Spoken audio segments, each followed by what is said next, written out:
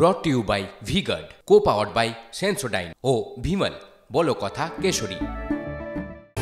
কেতুগ্রামে BJP Mondal সভাপতির বাড়ি ভাঙচুর হয়েছে, লুটপাটের অভিযোগ। এই মুহূর্তে খবর পাচ্ছি বোলপুর কেন্দ্রের বিজেপি প্রার্থী প্রিয়া সাহার প্রচারের পরই হামলার অভিযোগ বিজেপির।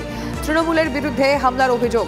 রাতেই কেতুগ্রাম থানায় অভিযোগ দায়ের করে বিজেপি। তৃণমূলের পায়ের তলার মাটি সরে যাওয়ায় হামলা তো বিজেপি মন্ডল সভাপতির, যদিও হামলার অভিযোগ অস্বীকার করেছে তৃণমূল কংগ্রেস। আমার 14 সাল থেকে ওইখানে বিজেপি জিতে আসছে, আজকে ওদের পায়ের তলায় মাটি সরে গিয়েছে, সেই কারণে আজকে অতর্কিতভাবে আমাদের হামলা করছে এবং আমাদের যে সমর্থক আছে তাদেরকে হুমকি দিচ্ছে যে বিজেপির কোনো এজেন্ট বসতে দেবো না, আমরা যা কিছু করব বিজেপি বলে কিচ্ছু আমরা রাখবো না। ওনারা বিজেপি করেন, বিজেপি সমর্থক, ওই গ্রামে কাউকে বিজেপি করতে দেবে না, এটাই তো টিএমসি গুন্ডা বাহিনীর কাজ। ভোট এসেছে, ধমকাবে চমকাবে, সারা জীবন মানুষের পাশে থাকবে না, এটাই তোদের কাজ। এবং ওনার বেরোবার সময় এটাও বলা হয়েছে যদি বিজেপি সমর্থক করো, বিজেপিকে সমর্থন করো, তাহলে তোমাদের বাড়ি ঘর ভাঙচুর করা হবে। এবং ওনার বাড়িতেও লুটপাট করা হয়েছে, ওনার সোনার কানের দুল ছিল এবং মোবাইল ফোন সব কিছু চুরি করে নিয়ে গেছে। মারের বদলে পাল্টা মারের হুঁশিয়ারি দিলীপ ঘোষের। হামলা হলে হামলা হবে, চোখ দেখালে চোখ দেখাবো, লাঠি দেখালে লাঠি দেখাবো। তৃণমূলকে হুঁশিয়ারি বর্ধমান দুর্গাপুরের বিজেপি প্রার্থী। আমাদের উপরে হামলা হলে আমরা হামলা করেই উত্তর দেবো, এটা পরিষ্কার বলেছে দিলীপ ঘোষ। অন্য কে কী করবো জানি না, আমি এসে গেছি।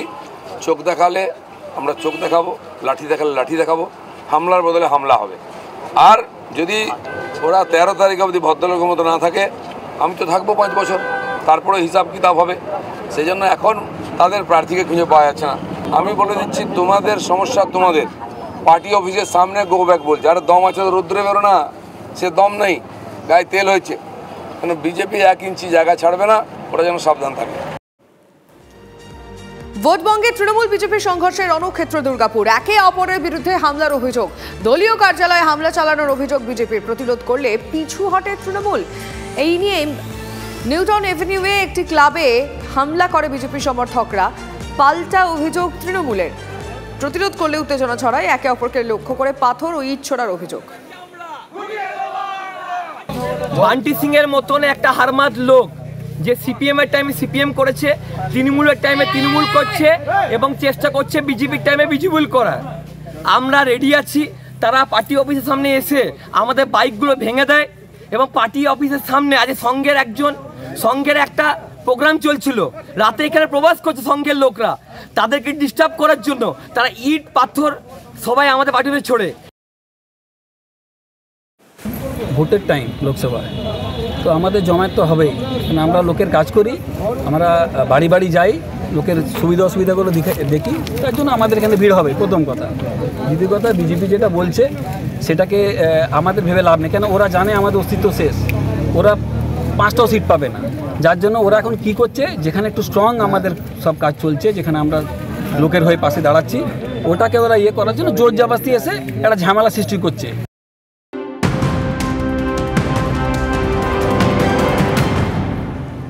অভিন্ন দেওয়ানি বিধি নিয়ে ফের সরব অমিত শাহ। অভিন্ন দেওয়ানি বিধি চালু হলে আদিবাসীদের ওপর কোনো প্রভাব পড়বে না। গুজরাতে প্রচারে গিয়ে মিথ্যাচারের জন্য একযোগে কংগ্রেস ও আম আদমি পার্টিকে দুষলেন কেন্দ্রীয় স্বরাষ্ট্রমন্ত্রী।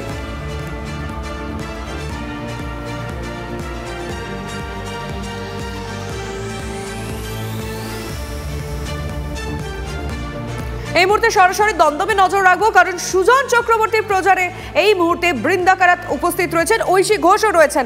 সুমন মহাপাত্র আমাদের রিপোর্টার সেখান থেকে রয়েছেন। সুমন, চেক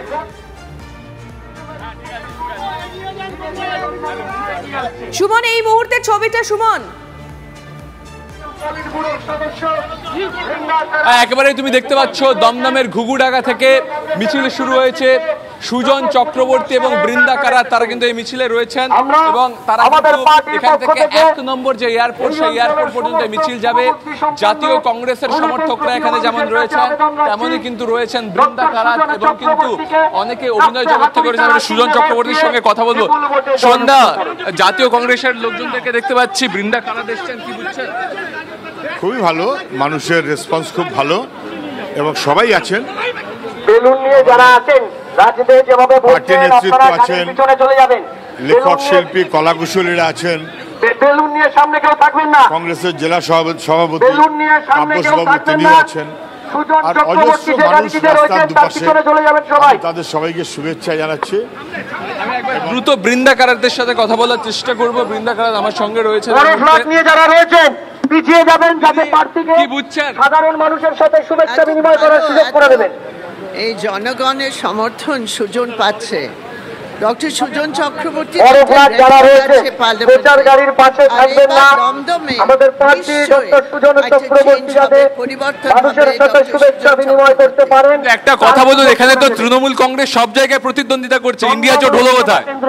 ওরা তো পুরো জাতীয় কংগ্রেস সমর্থিত করছে। বামপন্থী মনোনীত সিপিআইএম প্রার্থী ডক্টর সুজন চক্রবর্তীর সমর্থনে বিশাল গণমিছিল ঘুঘুডাঙ্গা প্রাইমারি স্কুলের সামনে থেকে শুরু হয়ে দমদম রোড ধরে ধীরে ধীরে এগিয়ে আসছে। যেমনটা বলছিলাম তেমনই কিন্তু এখানে যেমন বৃন্দা কারাত, সুজন চক্রবর্তীরা রয়েছেন, তেমন কিন্তু বাম কংগ্রেস সমর্থকরা রয়েছেন এবং তার সাথে যে ছাত্র নেতৃত্ব ঐশী ঘোষ থেকে শুরু করে যারা কলাকুশলী রয়েছেন তারাও কিন্তু রয়েছেন এই মিছিলে।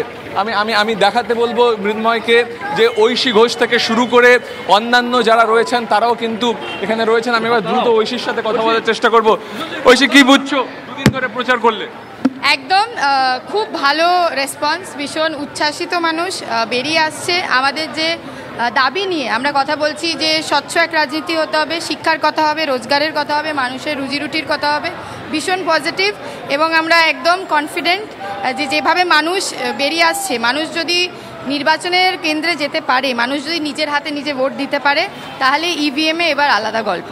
একেবারে তুমি সেই ছবিটা দেখালাম তোমাকে লিমা, যে ঐশী ঘোষ থেকে শুরু করে বৃন্দা কারাত, সুজন চক্রবর্তী, একদমই আমরা দেখতে পাচ্ছি বিশাল র্যালি বেরিয়েছে এই মুহূর্তে দমদমে। সুজন চক্রবর্তী তার প্রচারে এই মুহূর্তে বৃন্দা কারাত উপস্থিত রয়েছেন। আমরা দেখতে পাচ্ছি বাম সমর্থকরা, প্রচুর কর্মী সমর্থকরা এই মুহূর্তে রয়েছেন।